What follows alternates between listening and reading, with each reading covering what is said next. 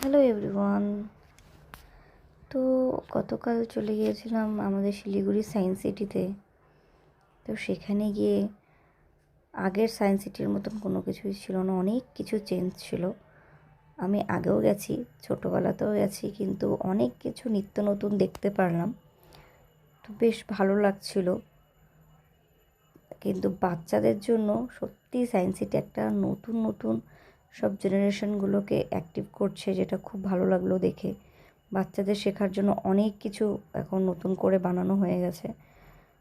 তো যারা যারা শিলিগুড়িতে থাকো, আমি তো মনে করি বাচ্চাদের জন্য সবথেকে বেস্ট এটা একটা পার্ক প্লাস সায়েন্সের জায়গা। খুবই ভালো, বাচ্চাদের ব্রেন মোটিভেট করা খুব ভালো হবে।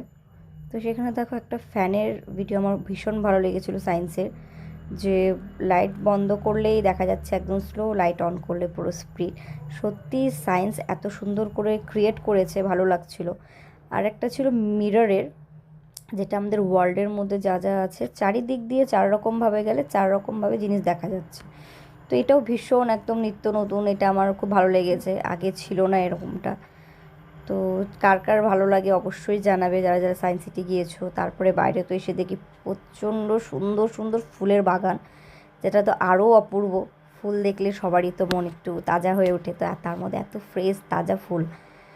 তো এইভাবেই আমাদের গতকালের দিনটা আমরা মজা করলাম, এনজয় করলাম। তারপরে বাড়ি ফিরে চলে আসলাম। তো খুব ভালো লেগেছিলো, পার্কটাও খুব সুন্দর করে সাজানো হয়েছে আবার নতুন করে। তো ভালো লেগেছে, সবাইকে বলবো বাচ্চাদেরকে নিয়ে গিয়ে অবশ্যই সায়েন্স সিটি গিয়ে ভিজিট করো। খুবই সুন্দর, নতুন নতুন অনেক কিছু শেখার জিনিস আছে। টাটা।